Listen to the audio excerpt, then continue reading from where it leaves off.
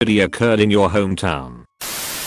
I'm from Belton, Missouri. In 2007, 17-year-old Kara Kopetsky went missing. There were a lot of theories on what happened, but almost everyone expected foul play. One of the main suspects was Kyler Yust, but they didn't have sufficient evidence to charge him, especially since the body was never found. Fast forward 9 years to 2016. 21-year-old Jessica Runians goes missing. She was from Raymore, the town right next to Belton. They suspected Kyler again, but again they had no body. They did prove that Kyler burned her car after her disappearance. This pretty much sealed the deal for me, that it was definitely Kyler. Then, the following April, a man was mushroom hunting through fields surrounding Belton when he stumbled upon the remains of both Kara and Jessica. With the new evidence, they were able to charge Kyler, and his trial is scheduled this fall. R.I.P. Kara and Jessica. B. Kyler. Retired Dallas firefighter Michael Chambers went missing after shopping at Walmart for a few personal items and MacUp for his wife. Reports claim he went home then rode the bike all the way to a bridge that would have taken him at least an hour or so. All the while as he supposedly was riding his bike to the bridge. Mind you, he's an older gentleman. No one saw him at any point in time. In the middle of the day, which is impossible. He then is said to have threw his bike in the lake and jumped in as well to commit suicide.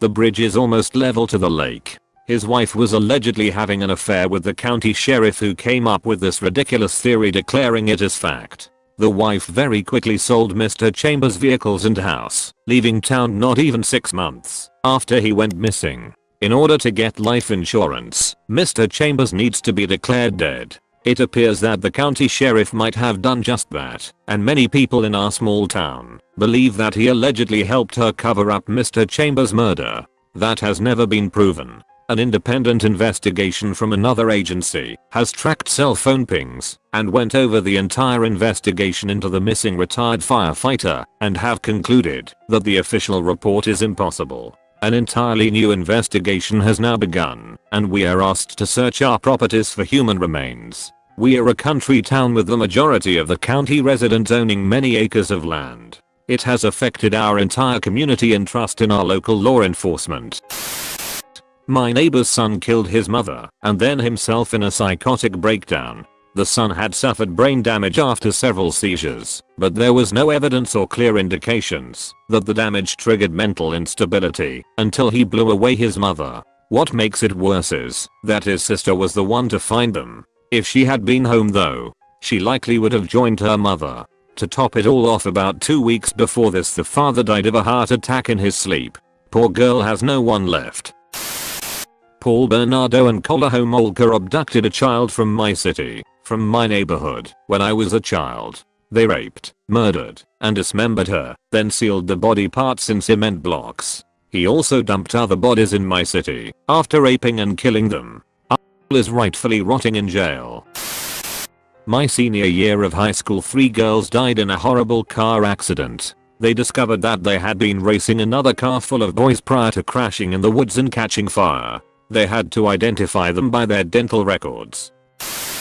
Few years ago, a popular girl from my high school and her mom were pulling out of the Whataburger onto the main road that goes through my hometown when a Jeep going 90 in a 40 slammed into them. Killed the girl instantly, and mom has severe brain damage. Driver of the Jeep walked away with a couple of bumps. Everyone loved this girl, and her death hit a lot of people hard. Twice a year now, her birthday and the day of her death, my social media goes wild with posts about her and the family, and people will send the family gifts in her memory. Not my actual hometown, but I was living in Tapari when a guy beheaded a 4-year-old girl in public in broad daylight. The guy was high on drugs, and the mother of the kid was right there and saw everything.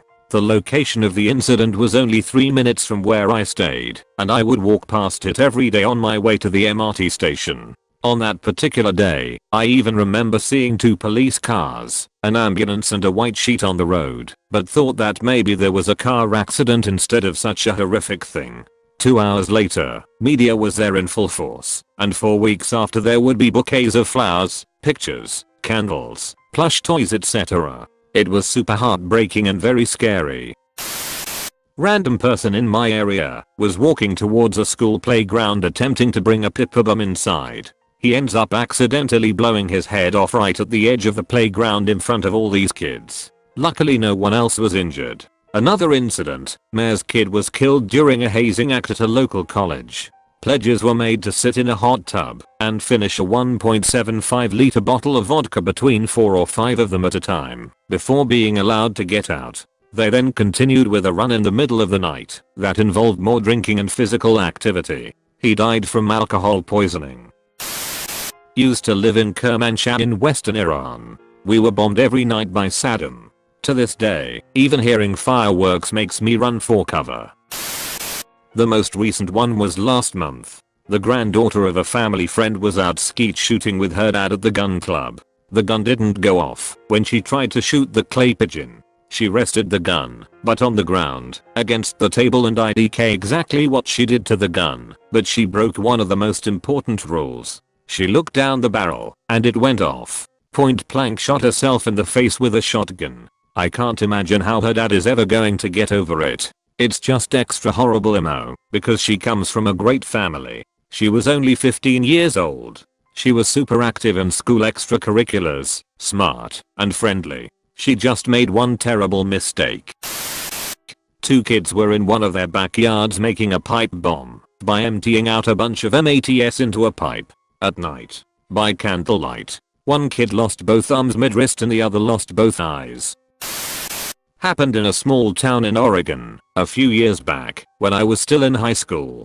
2 sisters were outside with their father in the evening, playing in piles of leaves on the street and sidewalks. The dad went inside to get the camera to take photos of the girls. When he did that, the sisters thought they would hide in the enormous pile of leaves and jump out to surprise the dad when he came back outside. In that minute or two of being in the house, someone decided to drive their car through the pile of leaves. The driver ran over both girls and fled the scene. The youngest, I believe was 7, was killed instantly. The eldest, I believe was 11, was hospitalized and died after a week in critical condition. It was gut-wrenching. It was especially sad since I knew both girls and the mother, as they attended my same dance studio. A teen fell into a grain elevator. He died while his friend watched, unable to help. There was a story that made the headlines not that long ago. A young hunter that went hunting with a group of friends. During the day, while they were eating, they saw a boar, and he ran into the car to get the rifle. Eager to get his first shot, he didn't prepare his aim enough and missed. Not so far away, a couple was walking in a forest path, enjoying the fresh air of the mountain. The husband did not felt a thing when the bullet hit his head just between his eyes. After this, the young hunter received countless letters of threat for killing the man, and ended in depression and quickly followed by suicide. A gas pipeline exploded and killed 3 people. A good portion of the surrounding forest was torched as well. It's a miracle that more people weren't killed. I don't know if it's a tragedy, since people don't seem to care, but a series of young suicides started with a 12th grade kid in my high school hanging, followed by another teen jumping from a tall building and others. It didn't seem to affect anyone. However, I feel weird about it. I've told this story before, but whatever. Kid in my Cub Scout group. Didn't know him very well, but I saw him a lot. He was 7 years old. At home I'm eating lunch when my mom gets a phone call from the pack leader.